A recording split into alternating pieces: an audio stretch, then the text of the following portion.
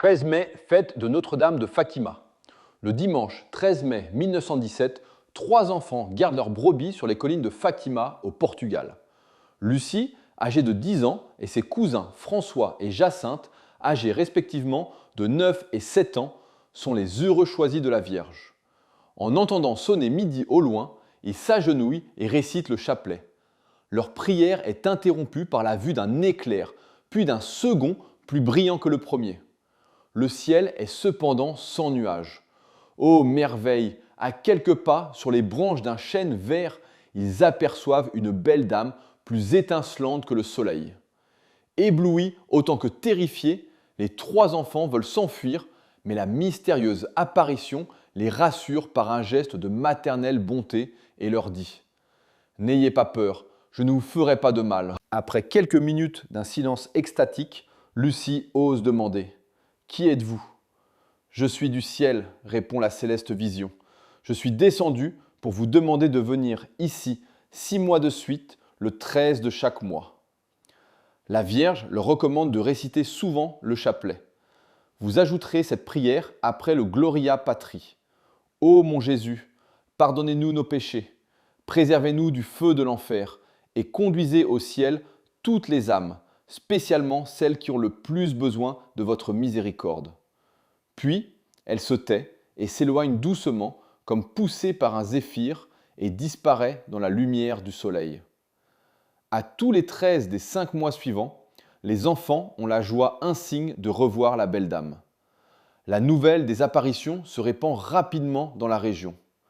Le 13 juillet, la foule des curieux atteint 5000 et en août, elle se chiffre à près de 20 000. Enfin, le 13 octobre, environ 70 000 personnes accourent malgré la pluie. Tout à coup, le ciel s'éclaircit, le soleil tremble, se secoue et se met à tourner sur lui-même à une vitesse vertigineuse, lançant d'énormes faisceaux lumineux et multicolores. Les nuages, les arbres, les rochers prennent les teintes les plus variées. Pendant que la foule haletante contemple ce saisissant spectacle, les 3 enfants voient la très sainte Vierge, accompagnée cette fois de Jésus et de Saint Joseph. Ce prodige inouï dura une douzaine de minutes et fut aperçu distinctement à plus de 4000 à la ronde. Ce miracle se réalisait exactement au jour, à l'heure et à l'endroit annoncés pour inciter les hommes à croire à la réalité des apparitions et à obéir au message que la très sainte Vierge apportait du ciel. À Fatima, comme à Lourdes, Notre-Dame recommandait la pénitence et la récitation du rosaire.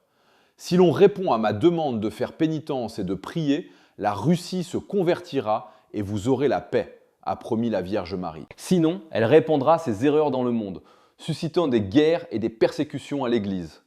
Les bons seront martyrisés, le Saint-Père aura beaucoup à souffrir. Plusieurs nations seront anéanties. Mais n'oublions pas que Notre-Dame de Fatima a ajouté « À la fin, mon cœur immaculé triomphera ». Sœur Lucie déclara également au père Fuentes, qui l'interrogea un jour sur le contenu du 3e secret, qu'il se trouvait dans les chapitres 8 à 13 de l'Apocalypse de Saint Jean. Le 9 octobre 1958, sa sainteté le pape Pie XII est rappelé à Dieu. L'enveloppe sera restée scellée et le secret jamais dévoilé. Le 28 octobre 1958, le félon Angelo Roncalli, futur Jean XXIII, usurpera le trône de Saint-Pierre et deviendra le premier pape de l'Église conciliaire.